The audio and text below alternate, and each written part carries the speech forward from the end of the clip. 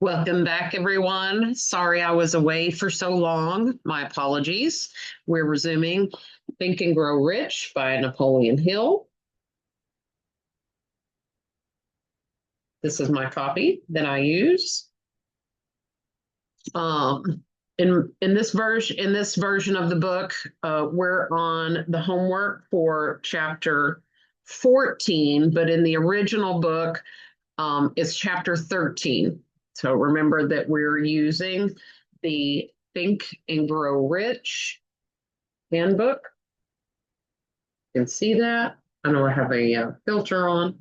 So the Think and Grow Rich action guide that was donated by C. Stacy Sunday. Guys, there was a lot of homework. It was a short chapter, only a few pages, but there was a lot of homework, 43 pages. So forgive me for being so long in delivering that to you, but I think that you'll see that it's really diving deep into our psyche, our fears, making us face ourselves and say, "What's up, man?" Okay, so we're going to start with the action guide for chapter 13. And the chapter 13 is the chapter that is the sixth sense, right? The subconscious mind. No, that was chapter 11. My apologies. I lost my way here. Here we go. Chapter 13, the sixth sense. This is Renee Buster with my REI secret weapon. Again, sorry, I forgot to introduce myself. The sixth sense, the 13th step toward riches. I bet you guys have been waiting very impatiently for this. So make sure that you lean in and you are real with yourself, just as I was. The sixth sense, the door to the temple of wisdom.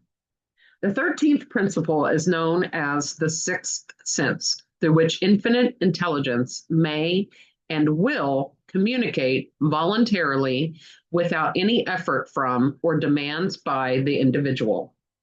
This principle is the apex of the philosophy. It can be assimilated, understood, and applied only by first mastering the other 12 principles. The sixth sense is that portion of the subconscious mind referred to as the creative imagination. It has also been referred to as the receiving set through which ideas, plans, and thoughts flash into the mind. The flashes are sometimes called hunches or inspirations. The sixth sense defies description.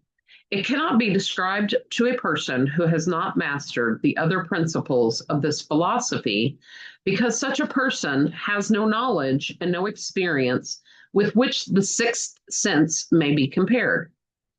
Understanding of the sixth sense comes only by meditation through mind development from within.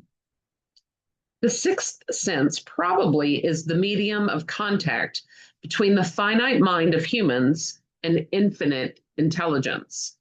And for this reason, it is a mixture of both the mental and the spiritual.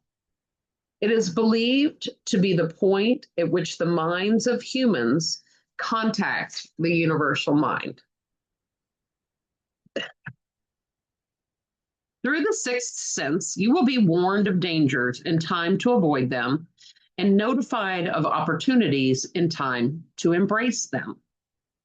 After you have mastered the principles described in this Think and Grow Rich workbook, you will be prepared to accept as truth a statement which may otherwise be incredible to you.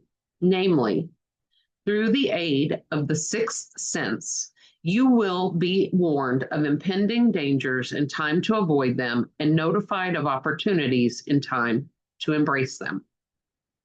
There comes to your aid and to your bidding with the development of the sixth sense, a guardian angel who will open to you at all times the door to the temple of wisdom.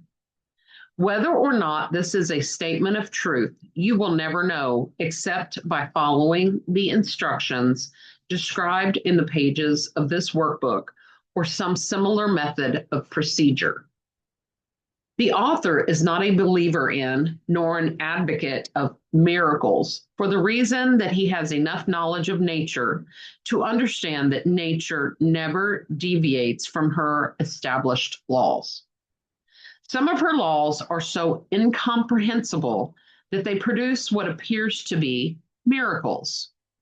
The sixth sense comes as near to being a miracle as anything I have ever experienced, and it appears so only because I do not understand the method by which this principle is operated.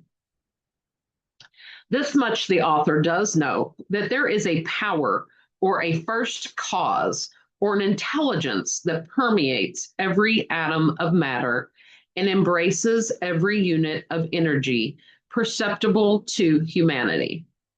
That this infinite intelligence converts acorns into oak trees, causes water to flow downhill in response to the law of gravity, follows night with day and winter with summer, each maintaining its proper place and relationship to the other.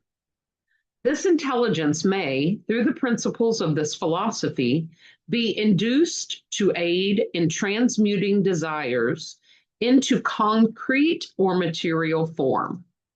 The author has this knowledge because he has experimented with it and has experienced it. Step by step, through the preceding chapters, you have been led to this, the last principle.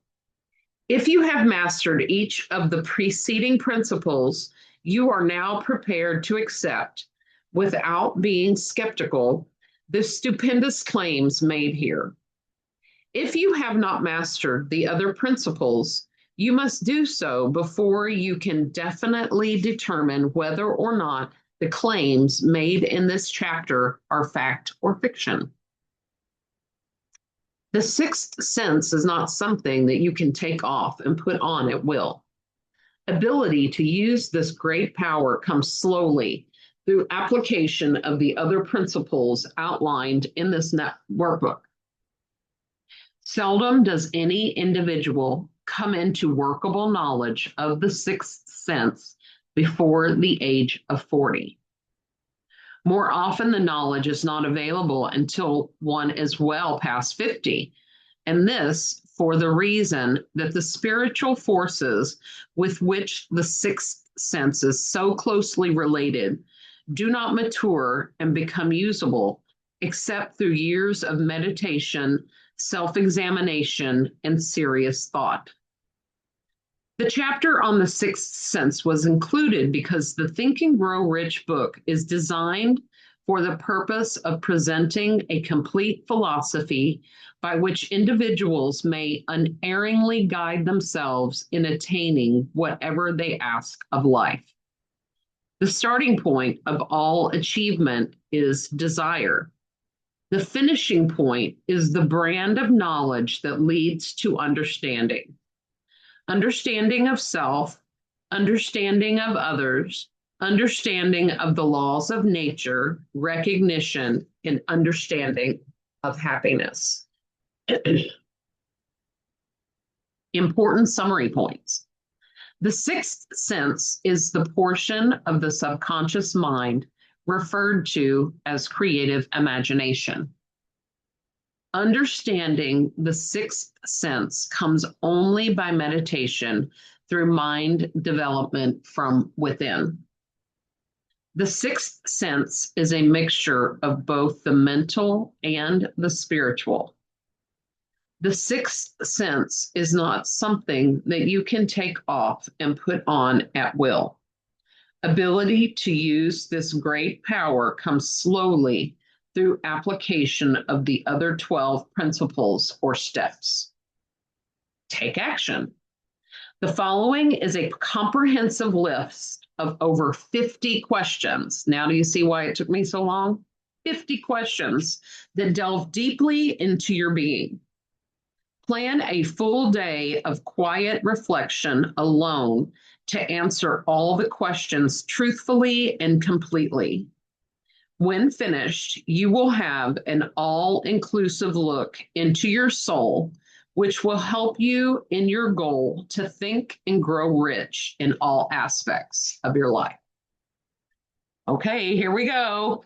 Feel a little vulnerable here with you guys listening to all my deep questions, but I'm a leader and I'm helping you to think and grow rich with me. So here we go. Number one, do you complain often of feeling badly? If so, what is the cause? What are some ways to make yourself feel better? Even when I physically feel pain or exhaustion or discomfort, I do not often complain of it. If I complain of not feeling well, I have a serious medical condition that requires treatment. I would feel better in general if I took adequate amounts of time for self-care. And one thing that I do that helps me overcome my constant feeling of multiple sclerosis and all that comes with it is when I'm not feeling into the day or into an activity that I know that I need to do, such as go to a networking meeting, go to a seminar, host a pop-up shop, or participate in a vendor opportunity of some sort. I have a playlist. I'm deeply moved by music. I have a specific playlist in my Spotify that is music that helps me get up and helps me get my energy up, gets my juices flowing. It's like, okay, here we go. This is why you're doing. This is what we're doing. This is time to perform, right? Number two, do you find fault with other people at the slightest provocation? What are some ways you can work to change this impulse? And my answer is that I can be quick to road rage. I don't have a lot of patience on the roadways. I am a courteous driver, but I become easily frustrated with aggressive and distracted drivers. I listen to music while I drive to calm my savage beast mode. Otherwise, I try to be quite patient and tolerant with people, assuming that they are trying their best, same as me.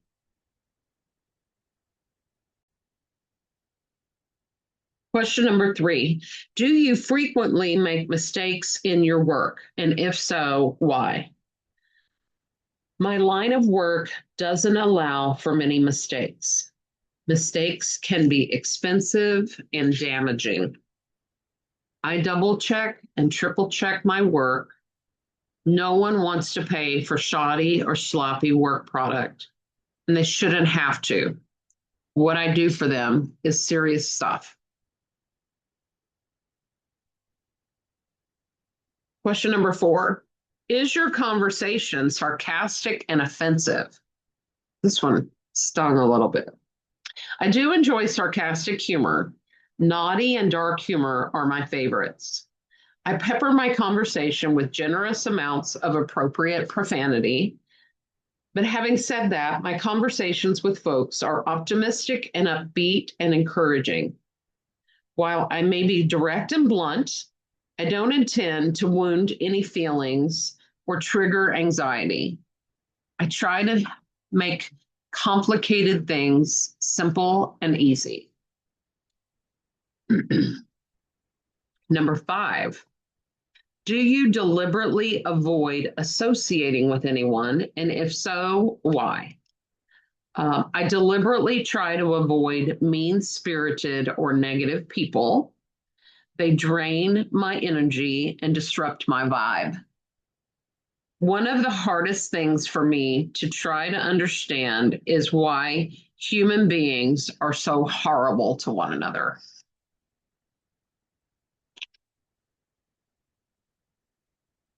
Sorry, I can't get the pages. Number 6. Does life seem futile and the future hopeless? If so, why? If I watch any amount of news in any format, I quickly grow depressed and feel like the future is a terrifying place of hatred, darkness, and violence. I purposely ingest a very minimal amount of news to have only a minuscule awareness of what is going on in the world. I cannot consume much, or I will become the very opposite of what I am working so hard to become. I don't want to be a negative Nelly. I want to be a positive Pamela, right? So we can get this money flowing in here. Question number 7. Do you like your occupation? And if not, why? Of course I do. I love helping people with my skills and watching them grow. Number 8. Do you often feel self-pity? If so, why? Sometimes I think on all the things I've overcome and feel like I've been dealt a pretty crappy hand of cards. Sometimes multiple sclerosis really sucks. Thinking about times when I showed poor judgment feels really heavy. Remembering decades of time lost in despair and depression feels like wasted opportunities and potential. I do not fall into these feelings or think on these things often unless it's in a productive, how can I do better way. Question number 9. Are you envious of those who excel you? I'm not sure I would use the word envious so much as I often wish my path had been different. I sometimes wonder how different my journey would have looked without trauma, dysfunction, malnutrition, criminals, and emotional anguish. How much closer to my goals would I be without so much tragedy and struggle? Number 10, to which do you devote the most time thinking about? Success or failure? Success, of course. I've long ago stopped fearing failure. I have the ability to change my stars time and time again in this life. Number 11, are you gaining or losing self-confidence as you grow older? In most ways, I become more confident in my skills and my abilities. I'm still learning my blind spots and weaknesses. My condition, of course, does affect my confidence in my physical body. There's nothing like emptying your bladder at an inopportune time and place to keep you humble. After 10 years of, I don't know what happened there. There's nothing in place to keep you humble. After 10 years of, apparently I got distracted in the middle of a question. 10 years of what? I'm not sure what the 10 years of. Okay. Yes, I do. I do. Talking about confidence in my body. After 10 years of celibacy, obviously, I'm not very confident in my sexuality. And I hope to be very soon more confident in at least that part of my life as I grow older. To have to tell you guys, the very last question of the homework that we'll be doing actually asks if you have reviewed your work.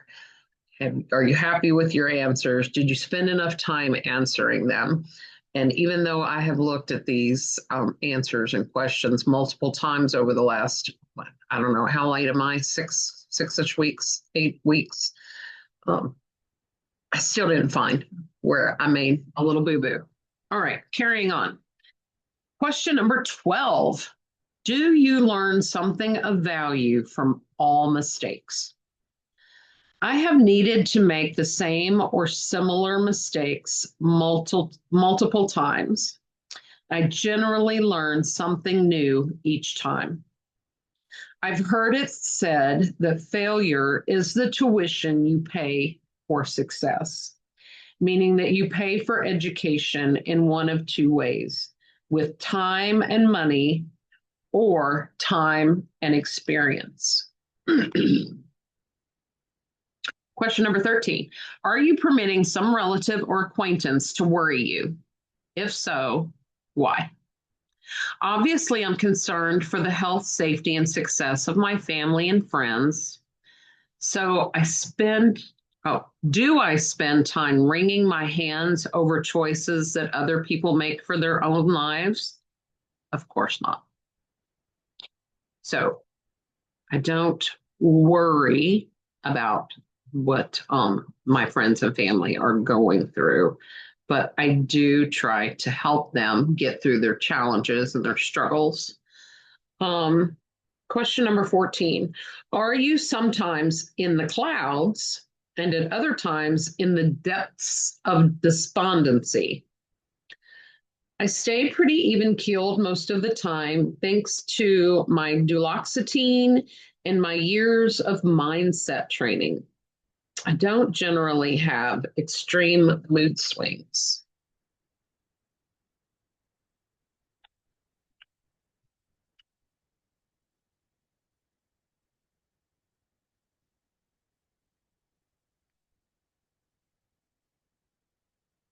Oh, guess, get this.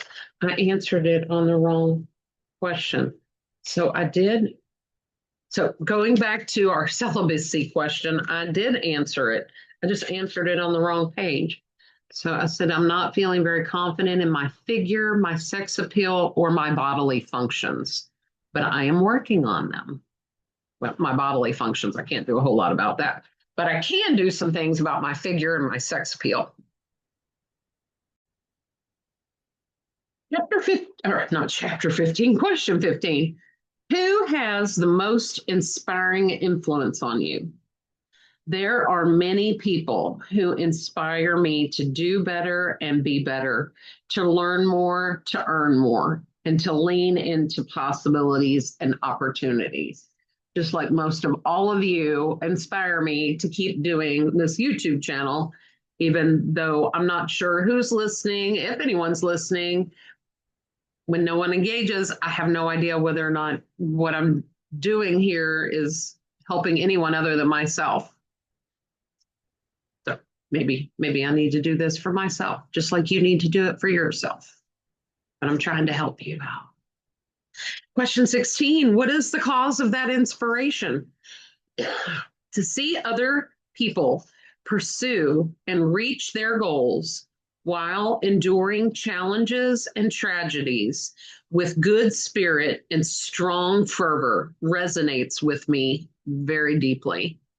Hear someone's story about how they've overcome a challenge and was more successful than they ever imagined or asked for really lights me up. I get real excited inside about that.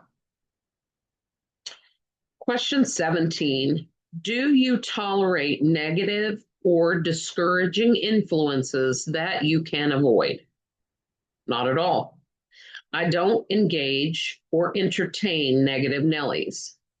I strictly monitor the amount of news I consume.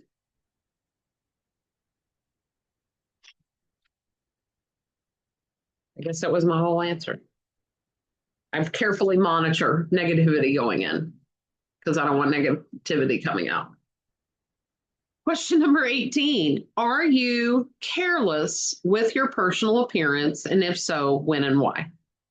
Sometimes I can be a bit lazy with my appearance. I keep a low maintenance hairstyle.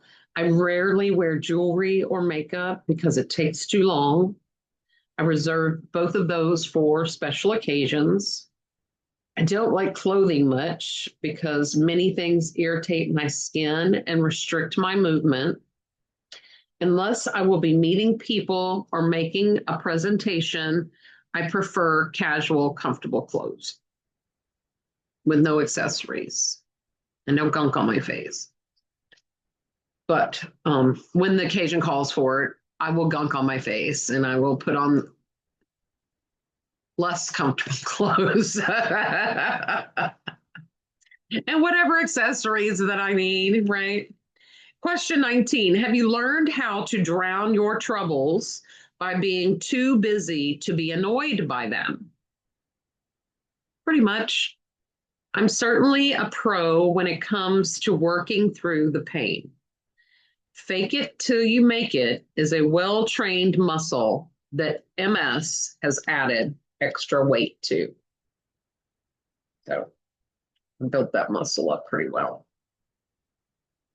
Question 20. Do you ever permit others to think for you? I tend to be an independent thinker and I tend to live outside the box. I seek out counsel from the people who love me, but ultimately I make my own decisions, even when I bump my head and learn the hard way, despite good advice to the contrary. So you'd say I kind of think for myself. Although I do collect information and data and experiences from other people to form my decision, but I am a Sagittarius rising, which means I'm going to have to learn it the hard way. But hopefully I make it less hard by doing my due diligence, right? Question 21. Do you neglect internal renewal until auto intoxication makes you ill-tempered and irritable? My answer starts, I don't really understand what this even means. Let's see if I can find an explanation. According to Google, this question asks if I neglect my health to the point that my mood and spirit are disrupted. I don't manage my eating habits very well, and I don't get enough sleep, but I also don't allow these things to affect my mood or my spirit. It also helps that I don't feel hunger pangs, so I don't get hangry like a lot of people do. I'll hear my stomach talking to me very loudly, and pockets of air, kind of like burps, but there's no food in there to be giving you gas. And then I'm like, oh, I better eat because my stomach's being really aggressive with me. Okay, question 22. How many preventable disturbances annoy you, and why do you tolerate them? I am highly skilled at tuning out things, noises, people, sensations, etc., when I hyperfocus. Right now, this is when I answered the question. Right now, my daughter is watching TV loudly. She's loudly fidgeting. The cat keeps trying to jump in my lap, and I'm terribly worried about my honey in the Caribbean bracing for a strong hurricane. Yet I am fully engaged in this activity. Excuse me. I know I got a little drainage today. I apologize. Question 23. Do you resort to liquor, narcotics, or cigarettes to quiet your nerves? If so, why not try willpower instead? Yes, I use medicinal hemp, CBD, and marijuana to literally calm my nerves and treat a number of medical conditions in place of prescription medications with loads of horrible side effects. Multiple sclerosis is an autoimmune disorder that attacks the brain, spinal cord, and central nervous system. My nerves are literally under attack at all times. Question 24. Does anyone nag you? If so, for what reason? No. Why would they? My family says that I make self-discipline look easy. Question 25. Do you have a definite major purpose? If so, what is it? And what plan have you for achieving it? A definite major purpose. I intend to break the cycle of poverty in my family. I intend to demonstrate to those around me and after me that with determination, integrity, and consistency, that you can accomplish your highest calling and succeed in every way. Question 26. Do you suffer from any of the 6 basic fears discussed in chapter 14? If so, which ones? Occasionally, the fear of poverty may show its ugly face, but I can generally turn it away by reminding myself that I have many skills and have fought my way above poverty many times in life. I don't fear it anymore. I do not fear criticism, as I don't much care what people say about me as long as I'm on the right path. I don't fear ill health, as I have managed multiple sclerosis for 20 years plus. I do not fear loss of love, as I have twice divorced. And you cannot control another person's thoughts or feelings. I do not fear old age, as I hope to be blessed with it, despite my family's short duration here on earth. And I do not fear death. After more than 20 years of wishing for death as a young person, I am blessed to still be here and still on the path to thinking and growing rich. Question 27. Do you have a method to shield yourself against the negative influence of others? I don't pay attention to the Debbie Downers and the negative Nellies in my circle. I disconnect myself from people that affect me negatively. Question 28. Do you make deliberate use of autosuggestion to ensure a positive mindset? Absolutely. I carry my contract with me in my purse. I have a list of daily affirmations. I have messages and images surrounding me at all times to keep me focused on abundance, positivity, vision, and growth. Question 29. Which do you value most, your material possessions or the privilege of controlling your thoughts? My ability to control my thoughts, feelings, and mindset are far more important to me than stuff. In fact, I am actively breaking up with my stuff to allow me freedom to travel and live a nomadic lifestyle. Question 30. Are you easily influenced? Oh, let me go back to that. You guys are welcome to come buy stuff. Come to my shop, my office, and buy all kinds of stuff that I'm selling. Question 30. Are you easily influenced by others against your own judgment? I tend to be the bad influence, inspiring and fascinating others to try new things and experience things they wouldn't ordinarily. The only times that I can think that I'm easily influenced by others against my own judgment, I don't have a real good read on some of these contractors who come into my life wanting to do work for me and then do a horrible job, right? So that's really the only, yeah.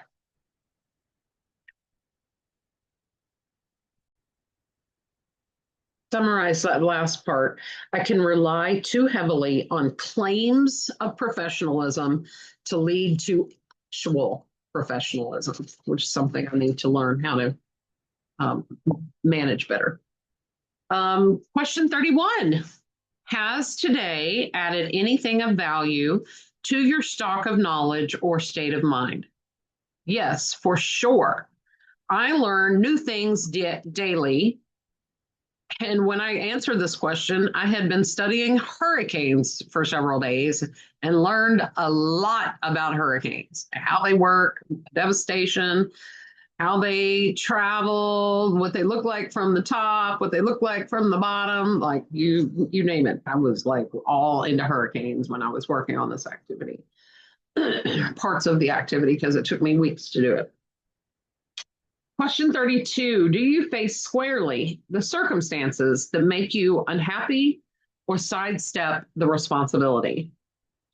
I am a person of action and intention. The sooner you address a problem, the better the outcome. The longer you put it off, the worse it will become. Question 33. Do you analyze all mistakes and failures and try to profit by them, or do you think that that is not your duty? Absolutely, I do. Ignorance is lack of knowledge or experience. Stupidity is doing the same thing over and over the same way and expecting a different outcome over and over. All the cliches, right? Failure is the tuition you pay for success. Learn more to earn more, etc. Right? Analyze your failures so that you don't repeat them.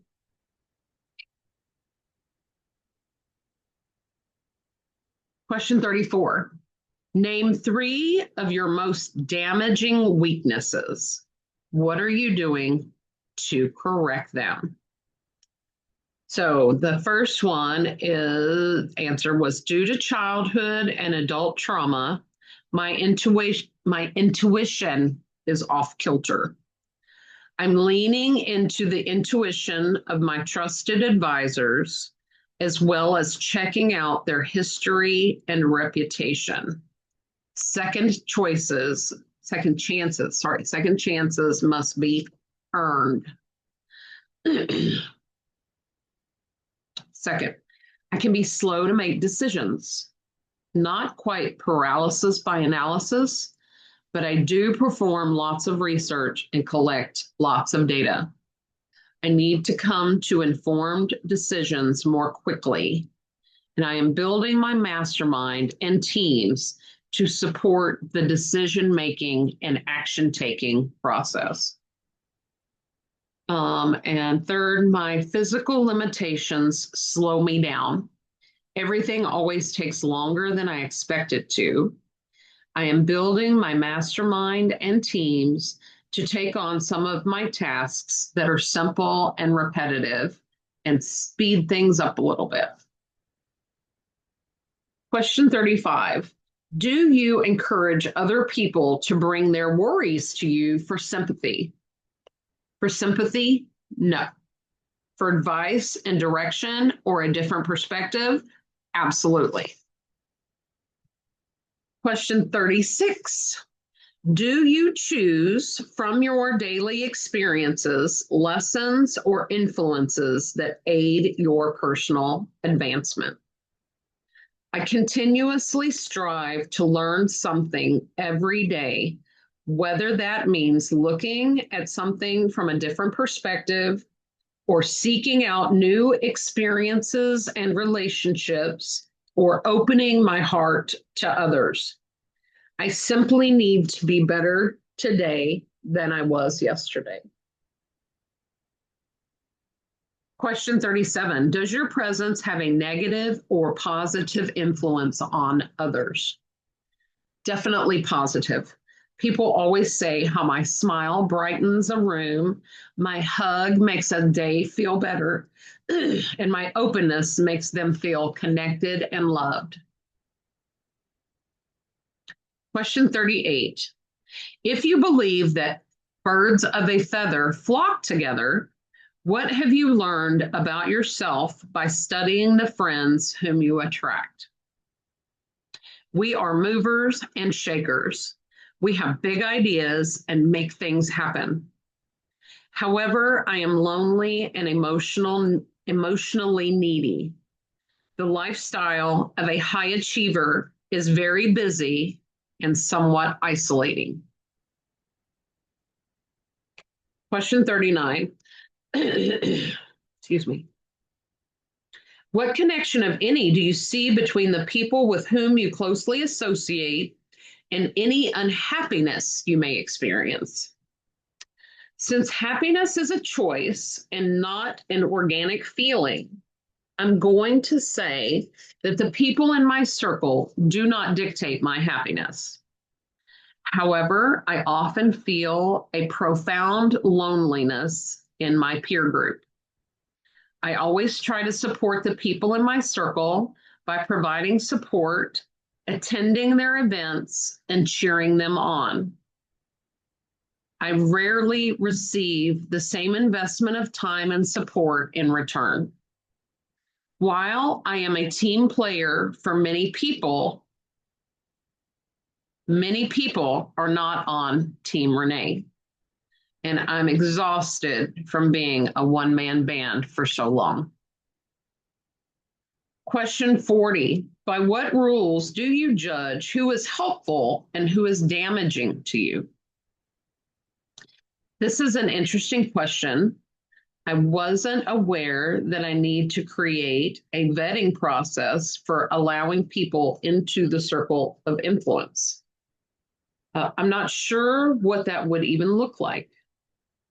I'm not as forgiving as I once was. When I discover you intend or you show disregard for me and mine, you might have one opportunity to explain yourself and make the situation right and good.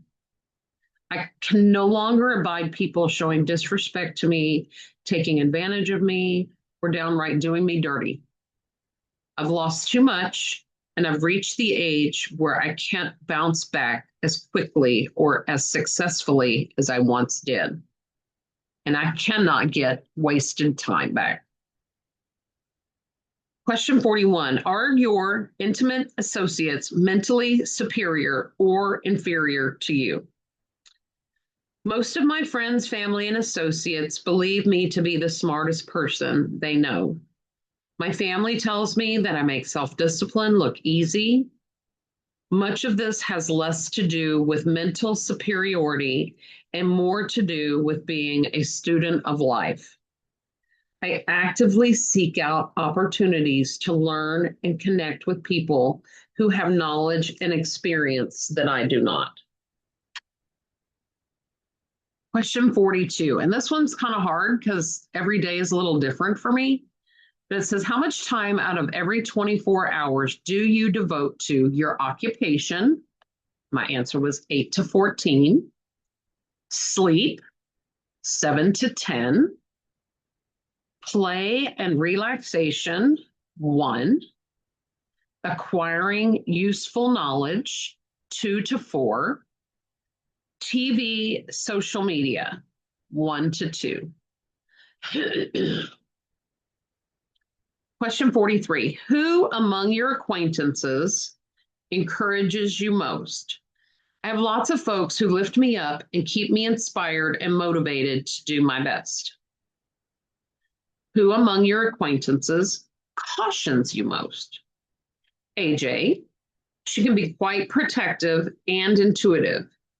As she matures, she's learning to communicate her concerns better. Who among your acquaintances discourages you most? I don't really have an answer, and I wouldn't pay any mind to them anyway.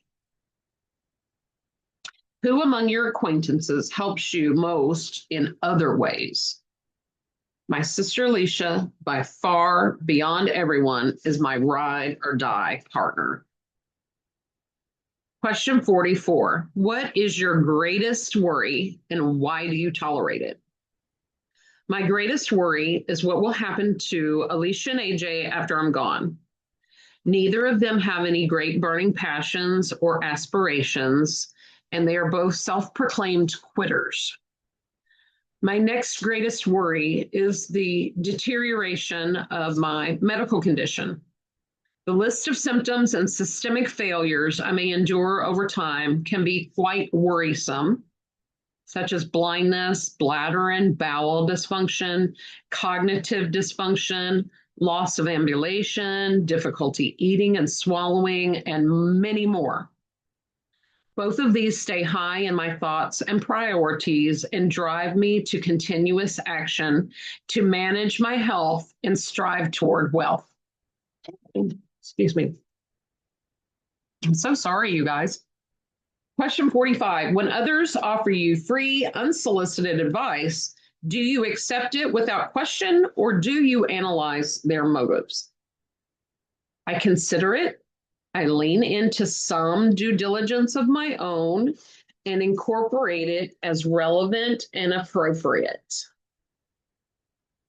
So I don't take unsolicited advice just blindly from anyone, right? I'm going to say, oh, that sounds great. Let me research that. Let me check into that a little bit more. Question 46. What, above all else, do you most desire? The financial freedom to provide for my future as an MS champion on my own terms, working where I choose, when I choose, with whom I choose. Question 47. How do you intend to acquire it?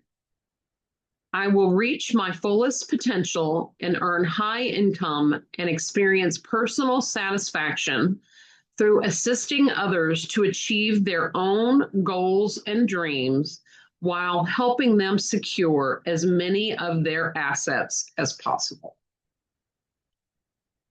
Question 48. Are you willing to subordinate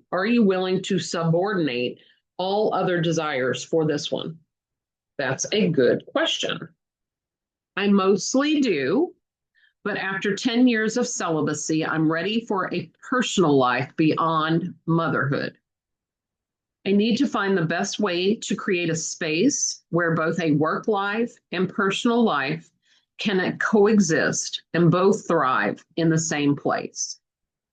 I'm not ready to believe that work success and romantic success cannot exist. I prefer to believe that the right person on the same page has simply not crossed my path until very recently. Question 49. How much time daily do you devote to acquiring it? Virtually every waking hour, as well as some sleeping hours. My sister hears me talking to clients about business challenges. My sister hears me talking to clients and discussing business challenges in my sleep. Question 50. Do you change your mind often? And if so, why? Not too much. I generally collect lots of data before making a decision. If I change my mind, it will be because I collected new data to correct my logic. Question 51. Do you usually finish everything you begin? I have lots of projects in varying degrees of completion based on priority and urgency. I generally complete most projects I take on unless there are other players who are doing their part or if laws, best practices, and trends change the path forward. Meaning something has to critically disrupt the path in order for me to say, yeah, I think I'm going to abandon that project. I do pivot, like if certain strategies aren't working, SOPs aren't working, what have you, I may change it up. But kind of a finisher. I'm an achiever, right? Not a thinker. And I'm certainly not a quitter. Question 52. Are you easily impressed by other people's business or professional titles, college degrees, or wealth? I wouldn't necessarily say that I am impressed by such things, but I do celebrate their hard-earned success and achievements. Those things only make me starstruck if they are making great social impact through their skills and talents. I really want to see people doing great amounts of good in the world. That impresses me. Question 53. Are you easily influenced by what other people think or say about you? Not at all. People can say whatever they like as long as they spell my name correctly. However, words of affirmation being my primary love language, I can be greatly moved by positivity and love in your language. Question 54. Do you cater to people because of their social or financial status? I treat everyone the same. Money does not make a person special. Their values, their stories, and their impact on others are the things that impress me.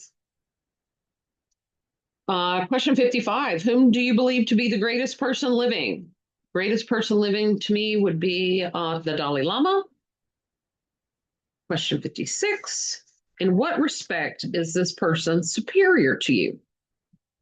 He teaches millions throughout the world to lead with compassion and love. His purpose in life is to inspire humans to love and support and collaborate with all aspects and varieties of life forms. Last question. Question 57. How much time have you devoted to studying and answering these questions? Was that enough?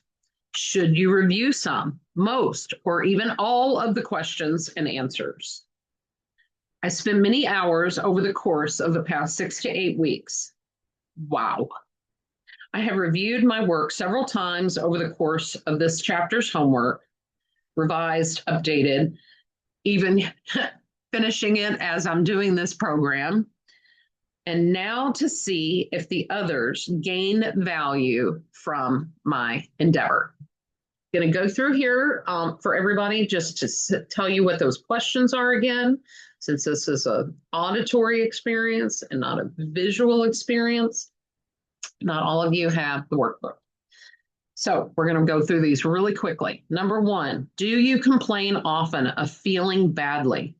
If so, what is the cause? What are some ways to make yourself feel better? Question number 2, do you find fault with other people at the slightest provocation? What are some ways you can work to change this impulse? Question number 3, do you frequently make mistakes in your work? And if so, why? Question number 4, is your conversation sarcastic and offensive? Number 5, do you deliberately avoid associating with anyone? If so, why? Number 6, does life seem futile and the future hopeless? If so, why? Question number 7, do you like your occupation? And if not, why? Number 8, do you often feel self-pity? And if so, why? Number 9, are you envious of those who excel you? Number 10, to which do you devote the most time thinking about? Success or failure? To which do you devote the most time thinking about? Success or failure? Number 11, are you gaining or losing self-confidence as you grow older? Number 12, do you learn something of value from all mistakes? Number 13, are you permitting some relative or acquaintance to worry you? If so, why? Number 14, are you sometimes in the clouds and at other times in the depths of despondency? Number 15, who has the most inspiring influence on you? Number 16, what is the cause of that inspiration? Number 17, do you tolerate negative or discouraging influences that you can avoid? Question 18, are you careless with your personal appearance? And if so, when and why? Number 19, have you learned how to drown your troubles by being too busy to be annoyed by them? Question 20, do you ever permit others to think for you? Number 21, do you neglect internal renewal until auto intoxication makes you ill-tempered and irritable? Meaning, do you neglect yourself to the point that it affects your mood without your control? Number 22, how many preventable disturbances annoy you and why do you tolerate them? Question 23, do you resort to liquor, narcotics, or cigarettes to quiet your nerves? And if so, why not try willpower instead? Question 24, does anyone nag you? And if so, for what reason? Number 25, do you have a definite major purpose? If so, what is it? And what plan have you for achieving it? Number 26, do you suffer from any of the 6 basic fears? If so, which ones? Question 27, do you have a method to shield yourself against the negative influences of others? Number 28, do you make deliberate use of auto-suggestion to ensure a positive mindset? Number 29, which do you value most, your material possessions or the privilege of controlling your thoughts? Number 30, are you easily influenced by others against your own judgment? Number 31, has today added anything of value to your stock of knowledge or state of mind? 32, do you face squarely the circumstances that make you unhappy or sidestep the responsibility? Question 33, do you analyze all mistakes and failures and try to profit by them, or do you think that is not your duty? Number 34, name 3 of your most damaging weaknesses. What are you doing to correct them? Question 35, do you encourage other people to bring their worries to you for sympathy? Number 36, do you choose from your daily experiences, lessons, or influences that aid your personal development?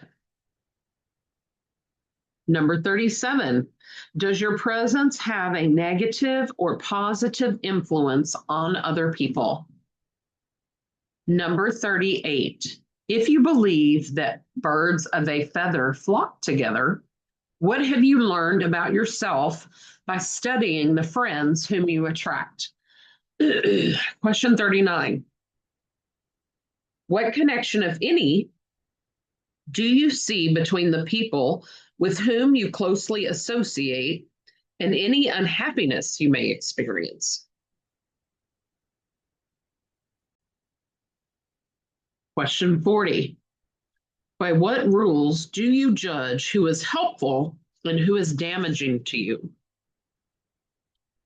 Number 41, are your intimate associates mentally superior or inferior to you? Question 42, how much time out of every 24 hours do you devote to your occupation, your sleep, your play and relaxation, your acquiring of useful knowledge, and TV and social media. Question 43.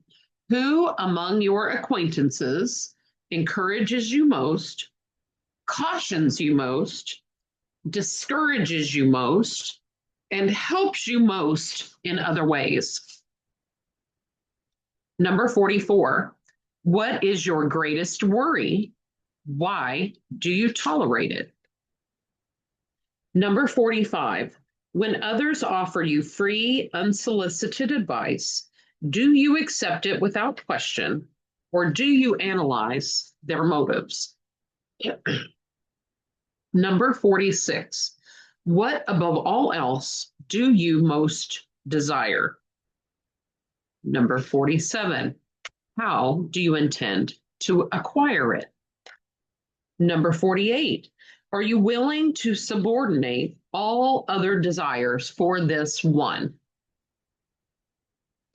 49. How much time daily do you devote to acquiring it? Number 50. Do you change your mind often? If so, why?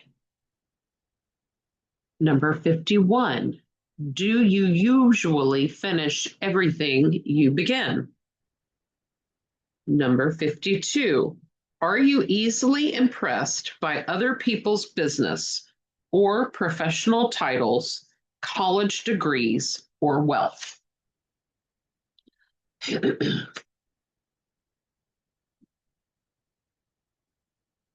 Question 53. Are you easily influenced by what other people think or say about you? Number 54. Do you cater to people because of their social or financial status? Number 55. Whom do you believe to be the greatest person living? Number 56. In what respect is this person superior to you? And lastly, number 57. How much time have you devoted to studying and answering these questions? Was that enough? Should you review some, most, or all of the questions and answers?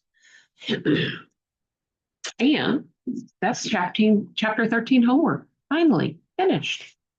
Next, we'll do chapter 14, how to outwit the 6 ghosts of fear. And then we have one more chapter after that? No.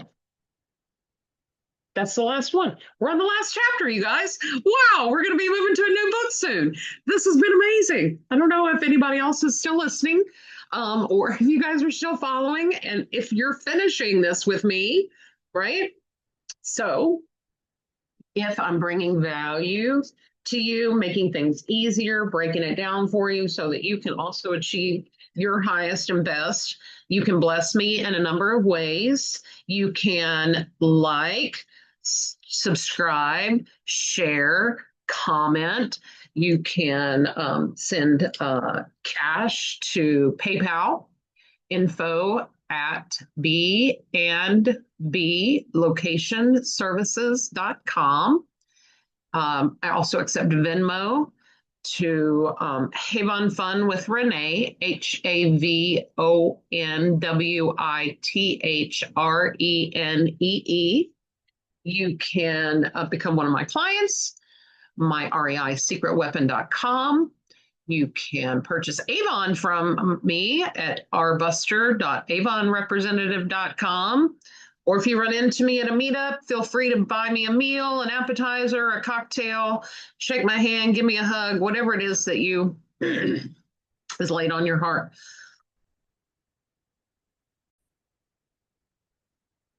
I don't do this for money. I want us all to win, right? That's what I'm doing it for. I want us all to win. So stay tuned. We have one more chapter, chapter 14, how to outwit the ghosts of fear. mindset, right? Train your brain to tell the fears to go away. All right, kids, it's great seeing you, great seeing me, and stay tuned for that next chapter. Bye.